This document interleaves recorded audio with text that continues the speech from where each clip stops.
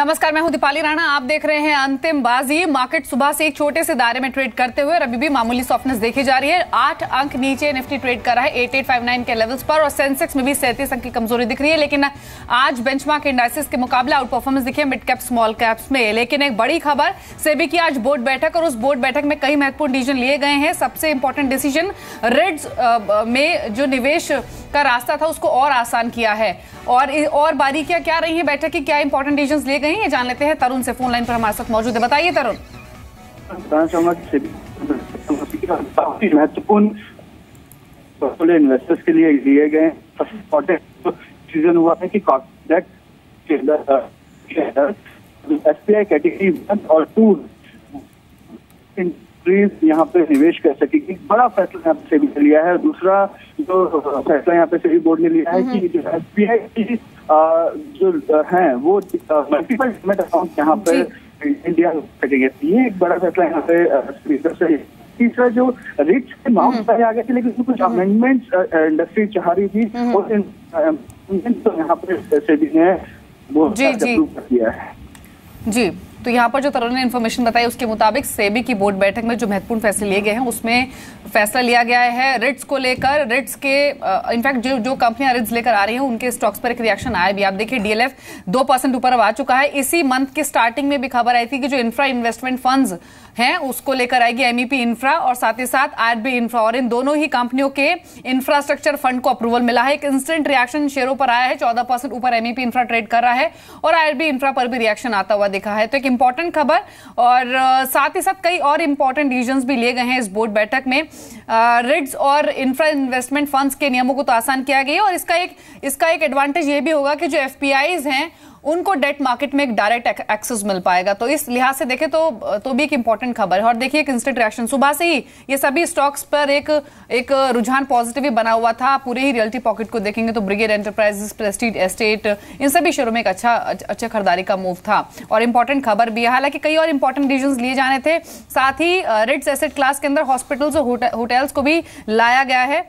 और मिस्टर राजीव तलवार हमारे साथ अब मौजूद हैं डीएलएफ से बातचीत करने के लिए इसी मुद्दे पर। Mister Talwar, good afternoon, welcome to the show. आप कैसे देखते हैं इस मूव को? डेफिनेटली एफपीआईज को अब कहीं ना कहीं डायरेक्ट एक्सेस मिल पाएगा डेट मार्केट में, जिस तरह से उन्होंने नॉर्म्स को ट्वीक किया है रिट्स के।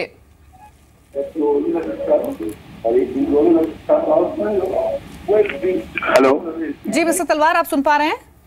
हाँ जी, मैं सुन पा रहा हूँ जी। Mister Talwar, good afternoon. जो सेबी की बोर्ड बैठक में इंपॉर्टेंट डिसीजन हुआ है, रिट्स में निवेश के नियमों को आसान किया गया है, और कहीं ना कहीं अब डेट मार्केट में एफपीआई का जो डायरेक्ट मार्केट एक्सेस है वो इससे इंप्रूव होगा और डेफिनेटली आपको भी फायदा पहुंचेगा। देखिए जी, सबको फायदा पहुंचेगा।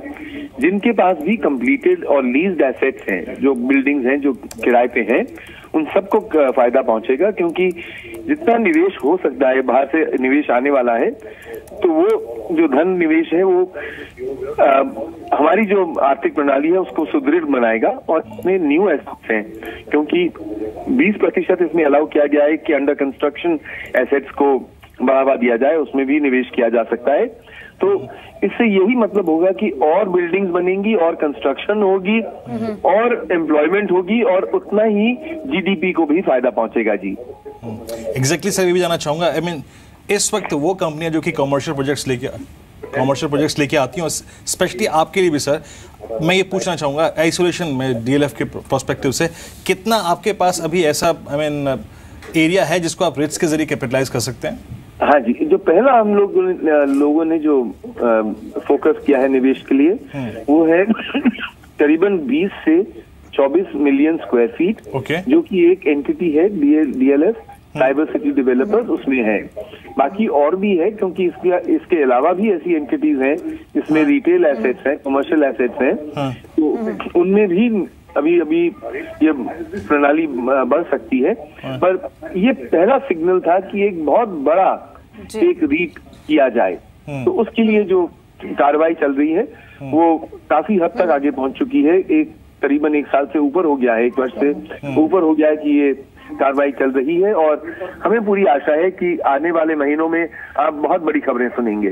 जी जी मिस्टर तलवार, अब जिस तरह से आपने खुद भी कहा कि इस मूव के बाद जो इन्फ्लोज हैं इंडिया में वो डेफिनेटली बढ़ेंगे, लेकिन डीएलएफ के लिए मैं के लिहाज से खास तौर से पूछना चाहती हूँ, अब रिट्स के थ्रू कितना फंड्स आप रेज करेंगे, कितना आप मतलब कुछ अगर आपने डिसाइड किया हो तो? जी हाँ, हम लोग पहले ही बता चुके हैं कि हमारी आशा यही है कि 10 से लेके 14,000 करोड़ तक ऐसा एक डिसइन्वेस्टमेंट किया जाए और उसी के लिए ड्यू डिलिजेंस भी चल रही है, मार्केट वैल्यूएशंस भी चल रही हैं। ये निवेशकों पे निर्भर है कि वो कितना निवेश करेंगे और तब उसको टैक्स पे करने के बाद उसको डीएलएफ की डेट को रिड्यूस करने के लिए इस्तेमाल किया जाएगा। सर आखिरी में आपसे एक प्रश्न पूछना चाहूंगा डीएलएफ के पर्सपेक्टिव से, अभी इस वित्त वर्ष के अंत तक सर और कितने कमर्शियल प्रोजेक्ट और आई मीन जो रॉ लैंड है आपके पास उसको यूटिलाइज करने की योजना बना रहे हैं आप?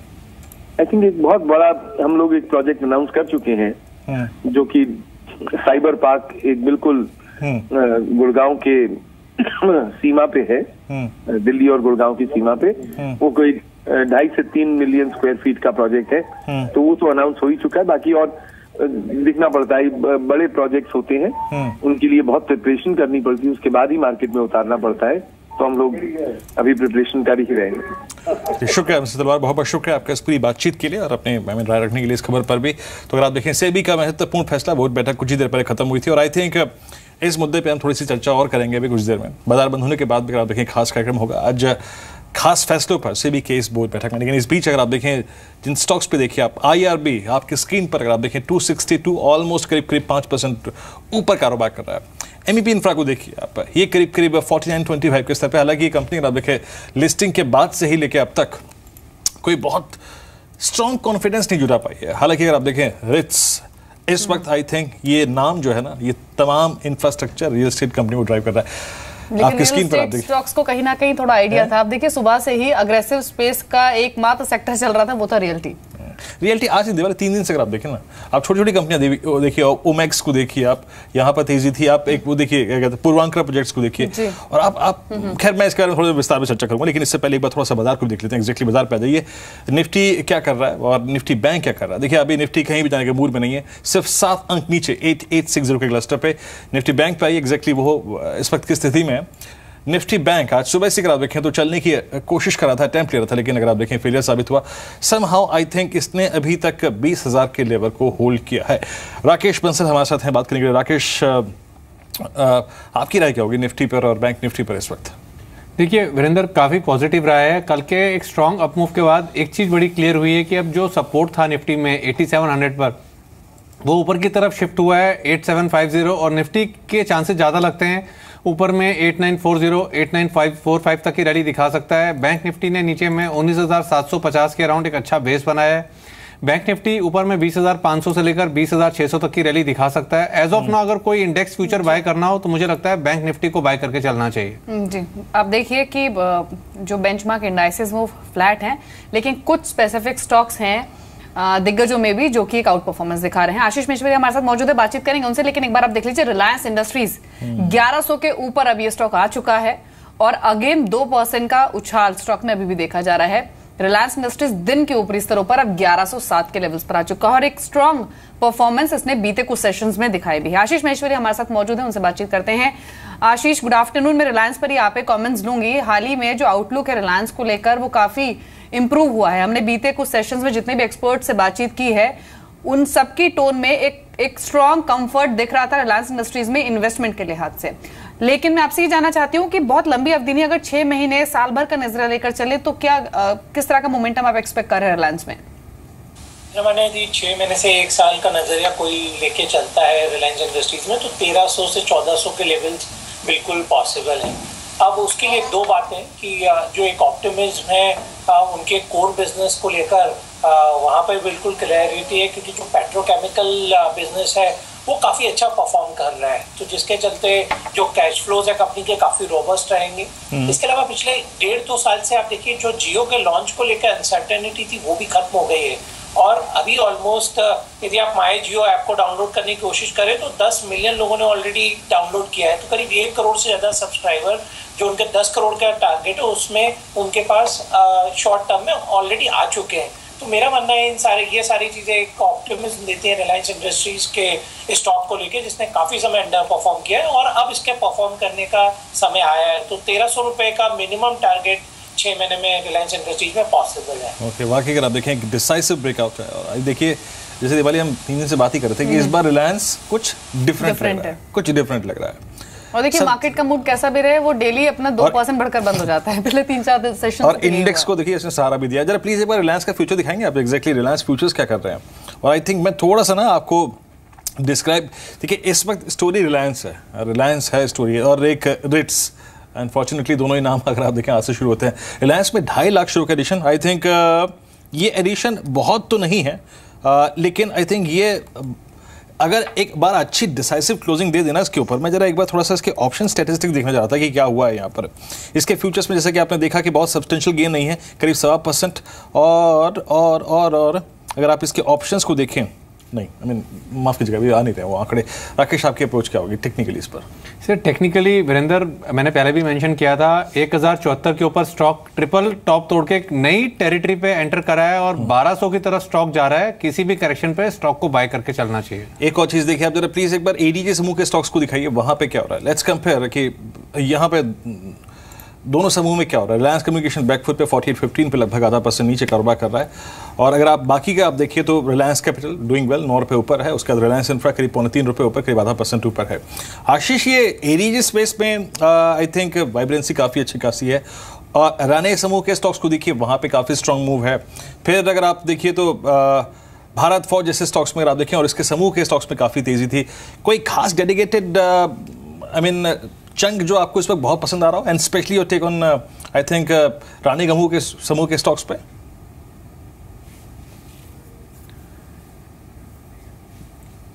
आई थिंक हमारा संपर्क आशीष अभी मौजूद नहीं है। राकेश एक टेक्निकल कमेंट लेते हैं। राकेश टेक्निकली देखिए वीरेंद्र, टेक्निकली इस स्पेस के अंदर इन स्टॉक्स के अंदर वॉल्यूम ज्यादा नहीं है बट मोमेंटम काफी स्ट्रांग है। मेरा ऐसा मानना है इस समूह के स्टॉक्स को बाय करके चलना चाहिए। इसके अंदर अभी काफी दमखम इस ग्रुप के स्टॉक्स में बचा हुआ है।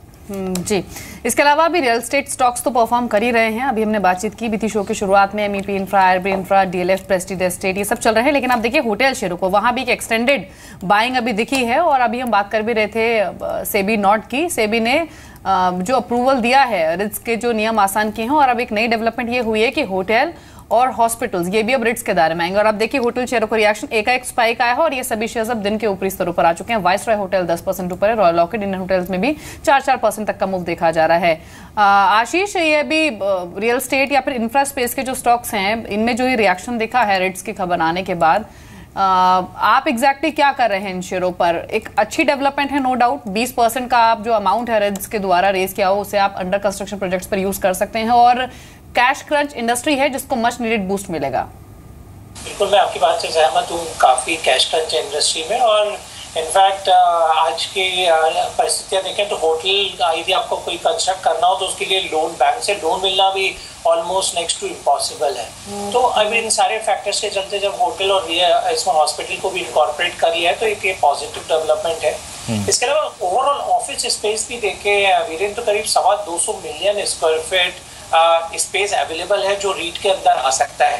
पूरे भारतवर्ष का एक यदि डेटा देखें, मैं कहता हूँ उसका 50% भी यदि रीट में कन्वर्ट हुआ, क्योंकि आज जब यूरोप और यूएस मार्केट में जो यील्ड है वो 0 to 1% है या नेगेटिव कैरी है, और यदि भारतीय बाजारों के कॉमर्शियल रियल एस्टेट में इन्वेस्ट किया जाएगा तो मिनिमम यील्ड 12% से लेकर 20% तक की यील्ड आपको मिल सकती है। तो कोई रीजन नहीं है कि आपके पास में एफपीआई के थ्रू इसमें इस सेक्टर में इन्वेस्टमेंट नहीं है। और मेरा मानना है कि कम से कम इसमें $20 बिलियन का निवेश रीट के थ्रू बाजारों में आने का पोटेंशियल है।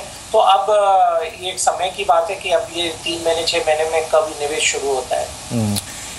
एक स्टॉक में जिसका आई थिंक मैं काफ़ी समय से इंतजार कर रहा था कि ये ब्रेकआउट जिस दिन आएगा बात करूंगा। दरअसल ये मैंने करीब 20 रोज़ पहले टुडे स्ट्रीट में दिया था।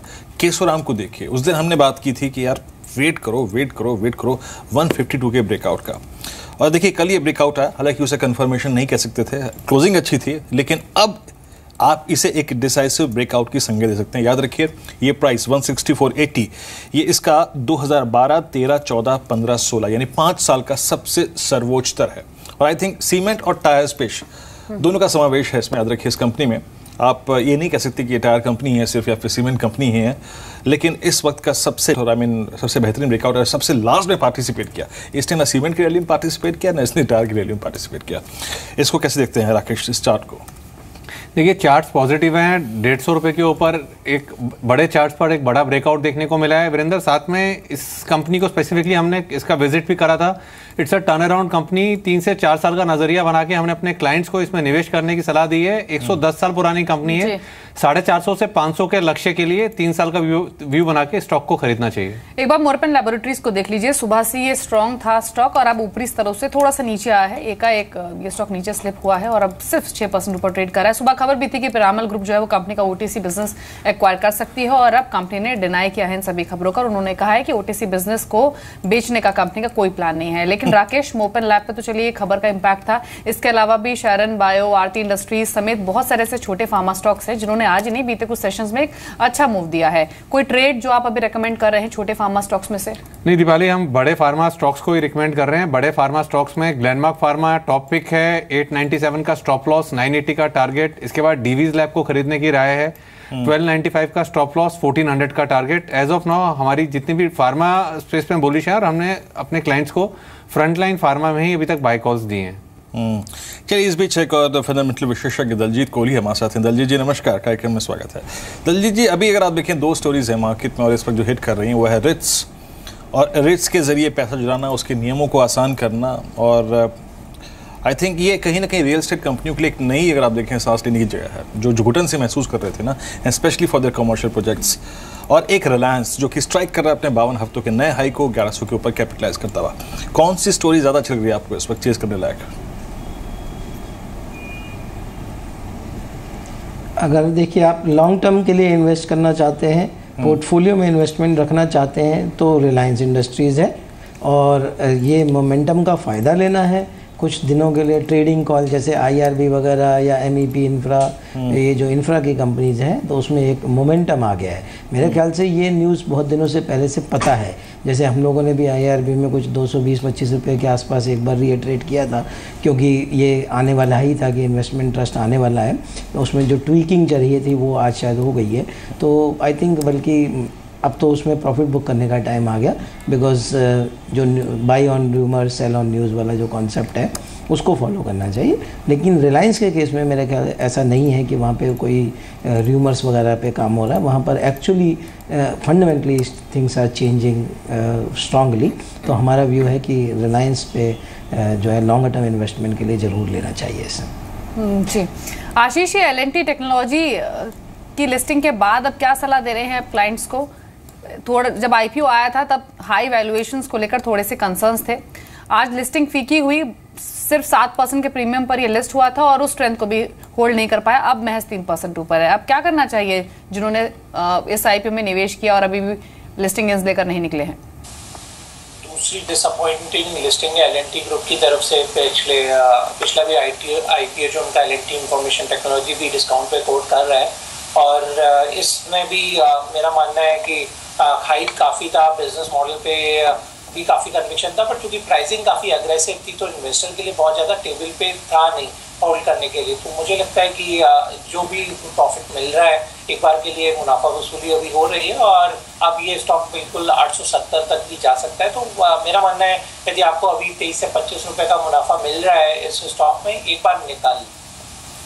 जी इस बीच थोड़ा सा टेलीकॉम की बात करते हैं जरा, प्लीज़ टेलीकॉम पे आ जाइए। जैसे कि आपको मालूम भी होगा इनफैक्ट कि भारती एयरटेल ने 90 दिन का अगर आप देखें फ्री डेटा पैक लॉन्च किया है। तो आप देखिए प्रतिस्पर्धा, और सुबह दीपाली हम जैसे न्यूज़ रूम में डिस्कस भी कर रहे थे कि वोडाफोन जो अमाउंट लेके आ रहा है, तो आप ये मत सोचिए कि ऐसा लग रहा था दीपाली, याद है आपको जिस दिन रिलायंस की एजीएम थी कि सरेंडर कर देंगे सब कुछ, बिल्कुल, और त्राहिमाम हो जाएगा। के बाद से ही एक के बाद एक टेलीकॉम ऑपरेटर ने ये इंडिकेशन दिया है कि हमें हिलाना इतना आसान नहीं है। भारतीय एयरटेल की ओर से स्ट्रॉन्ग स्टेटमेंट्स हैं। वोडाफोन के आप खबर का जिक्र कर ही रहे हैं। PLC 47,000 करोड़ का इन्फ्यूजन करेगी वोडाफोन इंडिया में। अपने डेट को वो ऑलमोस्ट हाफ लेकर आएंगे और साथ ही बाकी जो अपकमिंग स्पेक्ट्रम ऑक्शन है उसमें यूटिलाइज आप करेंगे। देखिए तो पुराने प्लेयर्स इधर रिलायंस कम्युनिकेशन और ये एयरसेल डील हो गई है आपकी, देखिए तो आई मीन अब सबने अपने कहीं ना कहीं सीट बेल्ट जो है ना वो थोड़ी सी कस ली है।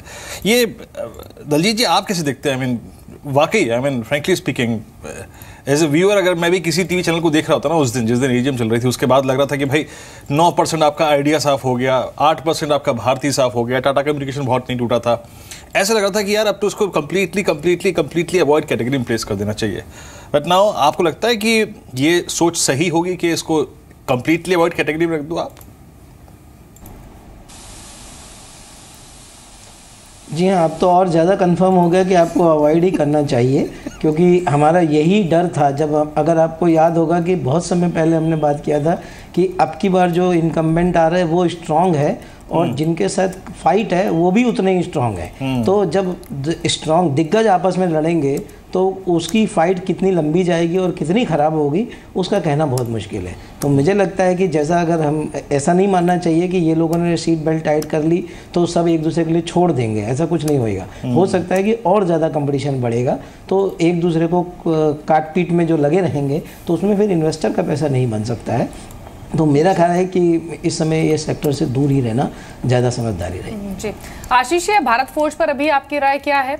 अगस्त और सितंबर इन दोनों मंथ्स में एक अच्छा अप्रिसिएशन स्टॉक में आया है 750 लेवल्स ऑनवर्ड्स, और थोड़ा सा कंफर्ट इस बात से भी मिला है कि नॉर्थ अमेरिका में जो क्लास 8 ट्रक के सेल्स के जो ऑर्डर्स जो लगातार बीते 14-15 महीने से डिक्लाइन हो रहे थे वहां पर थोड़ा सा ग्रीन शूट दिखा था और अगस्त मंथ के जो फ्लोस थे वो पॉजिटिव रहे थे। तो क्या जो ये कंसर्न थे ओवरसीज बिजनेस को लेकर, अमेरिकन बिजनेस को लेकर, वो थोड़े से कम हुए हैं और इसीलिए ये स्टॉक 750 से बढ़कर 950 पर आ चुका है, या फिर कोई और राय है आपकी? जी बिल्कुल, एक मेजर फैक्टर तो ये है कि यूएस मार्केट में जो एक रिवाइवल देखने को मिल रहा है और जो डेड इन्वेंट्री ट्रक्स का था वो क्लियर हो रहा है, तो उसका एक पॉजिटिव इम्पैक्ट है। सेकंड थिंग, जो उनका एक डिफेंस का फॉरे है वो उसमें भी काफ़ी वो ऑप्टिमिस्टिक है कि उस साइड पर्टिकुलर लाइन में भी नए ऑर्डर आ सकते हैं। दूसरी बात और मैं बताना चाहूँगा कि यदि आप मार्केट कैप देखें तो जो फ्रंटलाइन ऑटो कंपनीज और जो ऑटो एंसिलरीज के लीडर हैं उसमें भी काफ़ी एक बड़ा गैप क्रिएटेड है। यदि आप महिंद्रा का मार्केट कैप देखें तो करीब 80,000 करोड़ से ज़्यादा का है, बजाज ऑटो भी 80,000 करोड़ से ज़्यादा का है, और आज इतना बढ़ने के बाद में भी भारत फोर्ज 20,000 करोड़ का मार्केट कैप के आसपास ट्रेड हो रहा है। जबकि यदि फंडामेंटली ऑटो कंपनी से फंडामेंटल इंप्रूव होंगे तो ऑटो एंसिलरी के फंडामेंटल्स और पर्टिकुलरली जो लीडर्स हैं उनके फंडामेंटल्स में भी काफ़ी इंप्रूवमेंट आएगा। तो मुझे लगता है कि ये स्टॉक अभी भी अंडर प्राइस है और यहाँ से इस स्टॉक में भी करीब 150 से 200 रुपये तक का भी राइज अगले 3 से 6 महीने में पॉसिबल है। मेरी तरफ से स्ट्रॉन्ग रिकमेंडेशन बाय का भारत फोर्ज में। दलजीत जी, फार्मा में दौड़ शुरू हुई है एक बार फिर से। आप देखिए क्या डिसेंट मूव ऑरबिंदो फार्मा ने दिया। हम 2-3 दिन से अगर आप देखें मिड कैप फार्मा में भी छोटे छोटे अगर आप देखें स्टॉक्स तेजी पकड़े हुए हैं। हाल फिलहाल में पोस्ट Q1 नंबर्स आप लोगों ने कोई क्लाइंट्स को सजेशन दिए हैं फार्मा में, मिड कैप फार्मा में स्पेशली? जी हाँ, हमने 2-3 स्टॉक्स में बाई कॉल रीइटरेट किया था, जैसे कि JB केमिकल्स हमारा पसंदीदा स्टॉक है, वो इस समय टॉप पिक पर है, टॉप पिक भी है, उसमें 450 रुपीज़ का टारगेट हम लोग देख रहे हैं। दूसरा स्टॉक है डिशमैन फार्मा, और तीसरा स्टॉक ऑरबिंदो फार्मा हमेशा से हमारा टॉप पिक रहा ही है, इस साल का भी है। तो फार्मा में तो काफ़ी सारे हमारे पिक्स अभी भी चल रहे हैं। जी, एक बार टायर स्टॉक्स को देख लेते हैं। सुबह थोड़ा सा रिवर्स गियर लगा था लेकिन वापस अब टॉप स्पीड में ही स्टॉक्स, और अपने सुबह की वीकनेस को ओवरकम करते हुए अब सभी टायर शेयर्स दिन के ऊपरी स्तरों पर ट्रेड कर रहे हैं। इनफैक्ट सितंबर की शुरुआत से ही टॉप स्पीड में है टायर स्टॉक्स और आज भी वही रिफ्लेक्शन कायम है। राकेश, टायर स्पेस में से कोई स्टॉक जो जिन पर आप अभी भी बेट कर रहे हैं रीसेंट मूव के बावजूद भी? ये बारी काफ़ी बेहतरीन टेक्निकल स्ट्रक्चर है और प्रीवियस हाइस की तरफ स्टॉक जा रहे हैं। इस स्पेस में अगर मौजूदा स्तरों पे कुछ बाय करना है तो मुझे लगता है अपोलो टायर पर नजर रखनी चाहिए जो FNO के अंदर है। कैश स्टॉक के अंदर TVS श्री चक्रा प्रेफर्ड बेट होगा, जहां मुझे लगता है कि ऊपर में 3100 3200 के लेवल्स TVS श्री चक्रा में देखने को मिल सकते हैं। जी हाँ, चलिए इस बीच जरा एक बार टॉप ट्रेड काउंटर्स पे आते हैं, वो स्टॉक्स जो कि आज इस वक्त वॉल्यूम जनरेट कर रहे हैं। इस क्रम में सबसे ऊपर अगर आप देखें तो GTL इंफ्रास को स्किप कर देता हूं, बाकी एक्सिस बैंक अगर आप देखें सिर्फ वॉल्यूम्स के साथ आज बैकफुट पे। रेट्स की खबर के बाद और रेट्स की खबर से पहले भी DLF मजबूत था तो उस पर मैं डिस्कशन कर चुका हूँ, उसको स्किप करता हूँ। सुजलैंड, मोरपेन लैब 86 पर अगर आप देखें आपका सिंटेक्स, ये बड़ा ताज़ा तरीन ब्रेकआउट है तो उसको रिस्पेक्ट बाजार दे रहा है। और आज ऑलमोस्ट आप देखिए 90 की ट्रैजेक्टरी छूकर आ गया ये। IFCI पे हम बात कर रहे थे सुबह, अभी अगर आप देखिए मोमेंटम में है।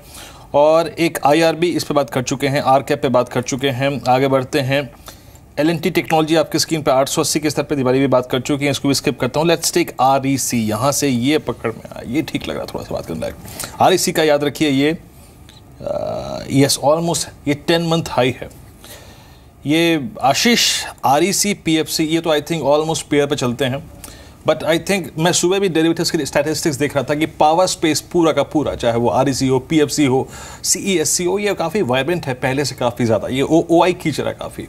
हालांकि OI का एडिशन होना ये बहुत शॉर्ट टर्म पर्सपेक्टिव से बात होती है, लेकिन आपने क्लाइंट्स को यहाँ पे क्या सजेशंस दिए हैं ये पावर स्पेस में कमिट करने के लिए?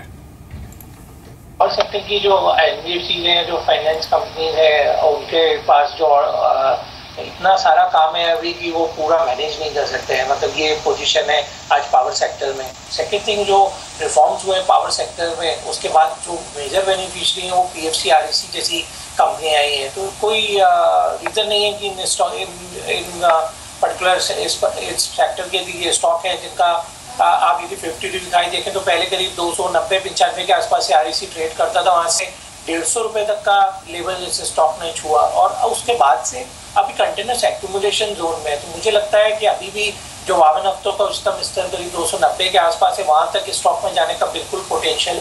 लास्ट 2 क्वार्टर के नंबर भी काफ़ी अच्छे रहे थे। मुझे ध्यान है मार्च में करीब 1100 करोड़ का मुनाफा किया था और जून में मुनाफा बढ़ के करीब 1450 करोड़ तक पहुँच गया था। तो स्टॉक का परफॉर्मेंस भी अच्छा है, सेक्टर में भी रिफॉर्म्स है, कोई रीज़न नहीं स्टॉक का 290 तक वापस नहीं जाएगा। जी, आज के स्ट्रॉन्ग परफॉर्मेंस को देख लेते हैं। एडलैब्स 20% के अपर सर्किट पर, मोटेक भी 20% ऊपर है। भारत गैस ये लगातार चला है, आज भी 14% का उछाल देखा जा रहा है। श्रेया शिपिंग लगातार दूसरे सेशन जब इस क्वांटम में ये स्टॉक बढ़ा है, अब अगेन 13% का उछाल है। कैप्री ग्लोबल यहाँ भी 11% का मूव है 287 के लेवल्स पर।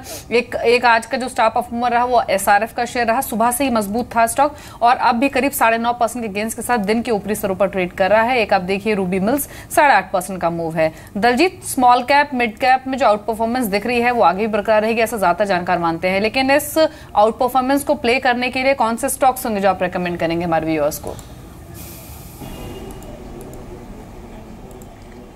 अभी हमने बहुत सारे फार्मा स्टॉक्स की बात की, उसके अलावा हम जो सेक्टर देख रहे हैं वो ऑटो एंसिलरी है, जहाँ पर हमें लगता है कि काफ़ी मूव आ सकता है, क्योंकि अगर ऑटोज़ अच्छा करेंगे तो ऑटो एंसिलरी उसमें ऑटोमेटिकली अच्छा करेगा ही। तो वहाँ पर बैंको प्रोडक्ट्स हमें अच्छा लगता है। हमारे रेकमेंडेड स्टॉक लिस्ट में ल्यूमेक्स ऑटो टेक्नोलॉजी है, एक्साइड इंडस्ट्रीज़ चल रहा है, तो वहाँ पे इस तरीके के कुछ 2-3 नाम हैं जहाँ चलते हैं। इस अगेन फिर एग्रो थीम या फिर एग्रोकेमिकल थीम जो है उसमें भी काफ़ी हमें ट्रैक्शन देखने को मिला है। तो हमें लगता है कि यूनाइटेड फॉस्फोरस हमारा वहाँ पे, Rallis India, asterisk life sciences, ये 3-4 स्टॉक जो हैं वो चल रहे हैं। तो स्मॉल कैप और मिड कैप में तो स्टॉक स्पेसिफिक ही रहना पड़ता है और वहाँ पर काफ़ी बड़ी लिस्ट है जहाँ अभी भी स्कोप है।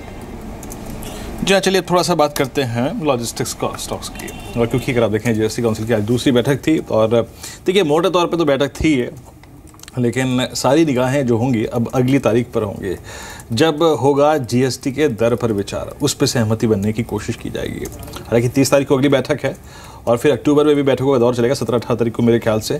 लेकिन थ्रेशोल्ड लिमिट पे बात हो ही गई, 20 लाख का अगर आप देखें थ्रेशोल्ड लिमिट होगा। हालांकि केंद्र सरकार चाहती थी कि 25 लाख की थ्रेशोल्ड लिमिट हो और नॉर्थ ईस्ट राज्यों के लिए अगर आप देखें तो नॉर्थ ईस्ट के लिए थ्रेशोल्ड लिमिट 10 लाख की है। लेकिन अब अगर आप देखें बेस ईयर का अगर आप देखें जो निर्धारण कर दिया गया है मुआवजे के लिए जो कंपनसेशन दिया जाएगा राज्यों को वो 2015-16 होगा। लेकिन मेन बात तो देखिए वही होगी अब जीएसटी की दर क्या होती है ये। लेकिन फिर भी आप देखिए आशीष, मैं जरा एक स्टॉक आपके सामने रखता हूँ, जरा एक बार प्लीज़ गति को दिखाइएगा जरा। गति कहाँ से चला, कैसे चला और कैसे अब इस वक्त ट्रेड कर रहा है? 105-110 पे था, फिर बात आई कि जीएसटी बिल पास हो जाएगा 140, 160, 170, 180, उसके बाद बिल पास हो गया, आ गया 130। अब सारी निगाहें टिकी हैं कि इसका दर क्या होगी और 1 अप्रैल 2017 से ये लागू हो पाएगा नहीं हो पाएगा। इस बीच में एज ए इन्वेस्टर इस प्राइस में आपको लॉजिस्टिक्स स्पेस पे करना क्या चाहिए?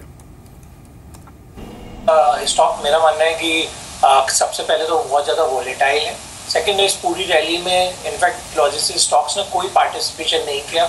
और जिन स्मार्ट ट्रेडर्स ने, ऑपरेटर्स ने स्टॉक को बाय किया था, तो जैसे ही न्यूज़ का अनाउंसमेंट हुआ या एक माहौल बना, उन्होंने सबने इस स्टॉक को बेचा है। चाहे आप गति देखिए तो करीब 190 रुपये से 100 रुपये तक बिका, या VRL लॉजिस्टिक्स देखिए जो इनफैक्ट 52 वीक क्लोज है 10-12% ही ऊपर है। तो मुझे लगता है कि ये सेक्टर में जो एक हाइप बनी थी वो एक फिनिश हो गई है, और ये सारा जो ऑफलोडिंग है वो रिटेल इन्वेस्टर के पास में आ गया है, जिसके कारण से स्टॉक का चलना काफी मुश्किल होता जा रहा है। और इस पर्टिकुलर सेक्टर में कोई बहुत ज्यादा हमेशा से इंस्टीट्यूशनल पार्टिसिपेशन रहा नहीं, यदि फ्रंट लाइनर्स को छोड़ दे। तो मुझे लगता है कि ये GST के चलते जो भी एक अपसाइड थी वो कैप्चर्ड है।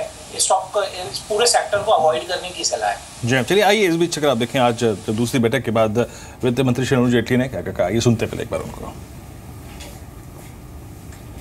One major issue to be decided, which is the issue of the rates and the slabs. The officers would be completing their exercise in the meanwhile, and for that purpose we'll be meeting on the 17th, 18th and 19th of October, and hopefully trying to finalize those cases. So therefore, as far as dual control is concerned, below 1.5 lakhs state, above 1.5 lakhs with both, and 11 lakh service tax crores, and above 11 lakh service tax assessees for the present with the center. As far as the exemption threshold is concerned, it is fixed at 20 lakh rupees. So those with a turnover of below 20 lakhs annually are exempted from the GST. As far as the northeastern and the hill states are concerned, this exemption limit is fixed at rupees 10 lakhs. तो ये आपने सुना वित्त मंत्री अरुण जेटली को। एक बार logistic stocks का हाल भी देख लेते हैं, क्योंकि जब GST को लेकर बात होती है तो as a trend in stocks को जरूर देखा जाता है। आज मिक्स है हालांकि, और कोई खास परफॉर्मेंस क्या परफॉर्म ही नहीं कर रहे हैं ये स्टॉक्स, बिल्कुल फ्लैट अभी कामकाज करते हुए। कंटेनर कॉर्प इनफैक्ट अपने आज दिन के ऊपरी स्तरों से नीचे ही हो रहा है, बिल्कुल फ्लैट कामकाज कर रहा है। लेकिन ये तो इक्विटी मार्केट्स की बात हुई, लेकिन जी बिजनेस एक बार फिर से लेकर आ रहा है अपने सभी व्यूअर्स के लिए वायदा बाजार का सबसे बड़ा रियलिटी शो सेंसेक्स का सुल्तान। ये इस बार का सीजन 4 है, और कब ये शुरू हो रहा है और इस बार का एक्शन क्या रहेगा, इस पर थोड़ी सी बातचीत करते हैं। मेरे सहयोगी मनीष मौजूद हैं। मनीष, बीते 3 सीजन्स तो काफ़ी स्ट्रॉन्ग रेस्पॉन्स मिला, और जिन्होंने भी पार्टिसिपेट किया, जो भी हिस्सा बने शो का, वो काफ़ी उन्होंने तारीफें भी की थी। अब ये बताइए पहले तो कि जो सीजन 4 है, व्यूअर्स डेफिनेटली जानना चाहते हैं कि कब से शुरू हो रहा है, और क्या ट्रेडिंग राउंड जो कि शुरुआत में जिसकी शुरुआत ही ट्रेडिंग राउंड से होती है शो की, क्या वो ऑन है? धन्यवाद दीपाली। शुरू तो हो चुका है, क्योंकि ये प्रोसेस बहुत लंबा चौड़ा होता है, और ये इवेंट करीब 5 से 6 महीने तक चलता है। लग नहीं रहा है कि 3 सीजन निकल चुके और चौथा सीजन चल रहा है। सबसे पहले रजिस्ट्रेशन का राउंड होता है, और रजिस्ट्रेशन राउंड जो है 30 सितंबर को जो है खत्म हो जाएगा। तो अब खिलाड़ियों को जो इसमें हिस्सा लेना चाहते हैं, उनके लिए बहुत कम समय बचा है इस शो में हिस्सा लेने के लिए। देखिए, ये कई चरणों में मुकाबला होता है। सबसे पहले रजिस्ट्रेशन होता है खिलाड़ियों का, फिर ट्रेडिंग राउंड का मुकाबला होता है, फिर 10 शहरों में, जिसमें कोलकाता, जयपुर, दिल्ली, मुंबई, बेंगलोर जैसे कई शहरों में, कुल मिला के 10 शहरों में जो सिटी राउंड का मुकाबला होता है। फिर उससे 10 बड़े खिलाड़ियों को चुना जाता है, जो उस शहर के सबसे स्मार्ट इन्वेस्टर होते हैं, या उस शहर के कम से कम कहा जाए कि सेंसस के सुल्तान होते हैं। इन खिलाड़ियों का चयन जो उनकी काबिलियत पे होता है, जिसमें कि बाजार के दिग्गज जानकार उन खिलाड़ियों के क्षमता को परखते हैं, खासतौर पे फाइनेंशियल मार्केट में उनकी क्या समझ उसको परखते हैं। उसके बाद इन खिलाड़ियों के बीच में जो है फाइनल का मुकाबला होता है। इस शो की सबसे बड़ी खास बात यह है दीपाली कि इसमें न केवल आपको अपने हुनर को दिखाने का मौका मिलता है, बल्कि बाजार के बड़े जानकारों से मिलने का, समझने का मौका मिलता है। यानी कि सरस्वती तो मिलती है, लक्ष्मी भी मिलती है, क्योंकि जो विजेता होता है दीपाली, उसको एक सुपर लग्जरी कार मिलता है। जो पिछली बार का विजेता था उसको BMW कार मिली थी। इनफैक्ट मैं यही पूछने वाली थी आपसे कि क्या इस बार भी सुपर लग्जरी कार मिलेगी या नहीं, और आपने खुद ही बता दिया कि सुपर लग्जरी कार मिलेगी। तो ये बताइए कि अभी भी इसमें पार्टिसिपेट कर सकते हैं व्यूअर्स? निश्चित रूप से बहुत आसान तरीका है, सिर्फ सुल्तान लिखना है, उसे 57575 पे आपको SMS कर देना है तुरंत। उसके बाद जो है आपके पास उसके अपडेट आते रहेंगे। और निश्चित रूप से इस बार भी सुपर लग्जरी कार मिलने वाली है और मुकाबला है, एक ऐसा मौका, एक ऐसा मंच है जो जी बिजनेस लगातार अपने दर्शकों को देता रहा है कि अगर आप में काबिलियत है, अगर आपको लगता है कि आपके पास जानकारी है और आपको कोई प्लेटफॉर्म नहीं मिला, तो ये जी बिजनेस आपको एक प्लेटफॉर्म दे रहा है। न केवल प्लेटफॉर्म दे रहा है अपनी बातों को कहने का, बल्कि अगर आप परफॉर्म करते हैं, अगर आप फाइनल जीतते हैं तो आपको गाड़ी भी मिलेगी। सुल्तान लिखिए, 57575 पे SMS कीजिए। चलिए, तो गाड़ी चाहिए तो फिर मनीष का हाथ पकड़ लीजिए। अभी सारी जानकारी आपको सेंसेक्स के सुल्तान के बारे में आपको मनीष देते रहेंगे जी बिजनेस पर। खैर, शुक्रिया मनीष इस पूरी अपडेट के लिए। मार्केट पे लौटते हैं एक बार फिर से, मार्केट एग्जैक्टली क्या कर रहा है। निफ्टी अगर आप देखें आपकी स्क्रीन पर ऑलमोस्ट उसी ट्रैजेक्टरी में है, कोई खास डिसाइसिव एक्शन नहीं है, लेकिन इस बीच इसने आई थिंक एक जो लेवल तोड़ा है वो है 8850। अब 26 अंक नीचे। और अगर आप देखिए इस वक्त सबसे ज़्यादा गिरावट जिन स्टॉक्स में है उसमें axis bank, ACC, lupin, Ambuja cements. तो आज सीमेंट स्टॉक्स अगर आप देखें थोड़ा सा स्लाइटली प्रेशर में है। और अगर आप देखें उसके बाद power grid, Tata Motors, ICICI bank, भारतीय इन्फ्राटेल और इन्फोसिस जैसे स्टॉक्स। एक बार आई थिंक ये जो 15 अंकों की गिरावट और बढ़ी है ना, इसमें आई थिंक निफ्टी बैंक का कंट्रीब्यूशन ज़्यादा है। और 19924 19924 के स्तर पे, यानी 20,000 का साइकोलॉजिकल लेवल। सुबह में आपको दिवाली क्या करता है, इनफैक्ट ये है टारगेट इस वक्त। सॉफ्टनेस का सबसे बड़ा टारगेट यही है। स्टैटिस्टिक्स परसों भी कमज़ोर थे, मैं कल के पुल बैक के बाद भी करता कि कमज़ोर हैं। कल ये हाल है, उस पर टिक भी नहीं पाया and it was almost Nifty bank PSU index जो था वो ले आ रहा था ऊपर को। ये दलजीत जी ये बताइए कि प्राइवेट बैंकिंग स्पेस में इतना चलने के बाद आप देखिए येस बैंक क्या चला, एक्सिस बैंक क्या चला, कोटक महिंद्रा बैंक क्या चला, HDFC बैंक क्या चला, सब के सब 52 हफ्तों के नए उच्चतम स्तरों पे थे, ऑल टाइम हाई पे थे। इसमें से अब आप अनकंफर्टेबल किस में है सर, या फिर कंफर्टेबल ज़्यादा किस में है इस वक्त?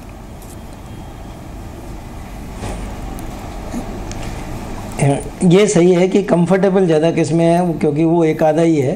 अनकंफर्टेबल तो ज़्यादातर सभी हैं। तो ICICI बैंक मेरे ख्याल से अभी भी वैल्यूएशन वाइज थोड़ा कंफर्टेबल है, और जितने तरीके के उसमें जो इश्यूज रिगार्डिंग NPAs वगैरह थे वो मुझे लगता है कि मोर और लेस आउट है।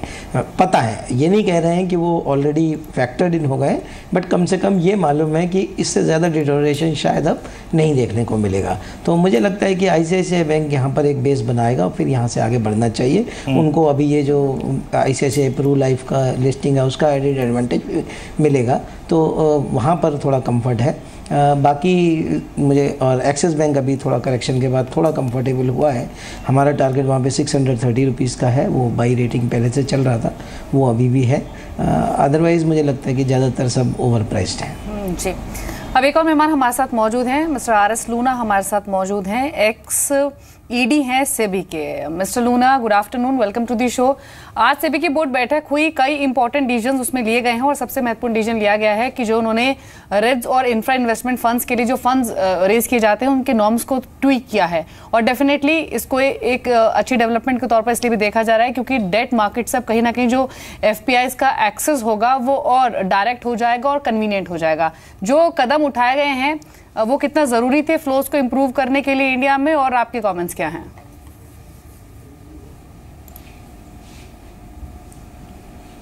देखिए, रेट्स पे जो उन्होंने चेंजेस की हैं, फॉर इंस्टेंस जो अंडर कंस्ट्रक्शन प्रोजेक्ट्स हैं उसमें 10% को बढ़ा के 20% तक का लिमिट बढ़ा दिया है। मेरे ख्याल में ये एक बहुत अच्छा अमेंडमेंट है। और दूसरा जो उन्होंने रेट्स में अमेंडमेंट किया है, जिसमें कि आज के दिन में अभी रेट्स जो हैं वो खाली they are restricted to the real estate sector, लेकिन उन्होंने अभी होटल्स और हॉस्पिटल जो हैं वो भी इनके दायरे में लाए हैं। तो इससे क्या होगा कि रेट्स जो हैं इनके एक प्ले फील्ड जो है बढ़ जाएगा और ये इन्वेस्टर्स को अपनी तरफ अट्रैक्ट करेगा। तो मेरे ख्याल में ये दोनों चेंजेस जो हैं ये बहुत अच्छी चेंजेस हैं। और जहाँ तक FPI का सवाल है, उनको जो डायरेक्ट डेट मार्केट में आने के लिए इन्होंने परमिशन दिया है, उससे भी मेरे ख्याल में मार्केट अच्छा होगा, डेट मार्केट बढ़ेगा। क्योंकि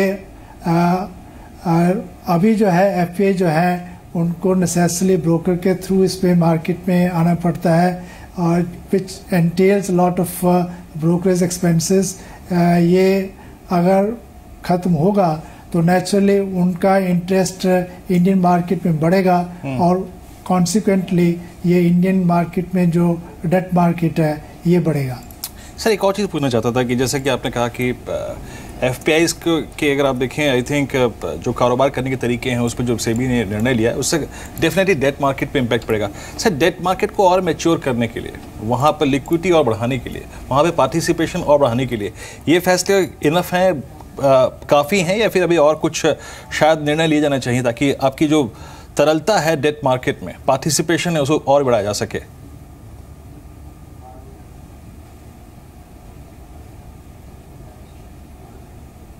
लूना साहब,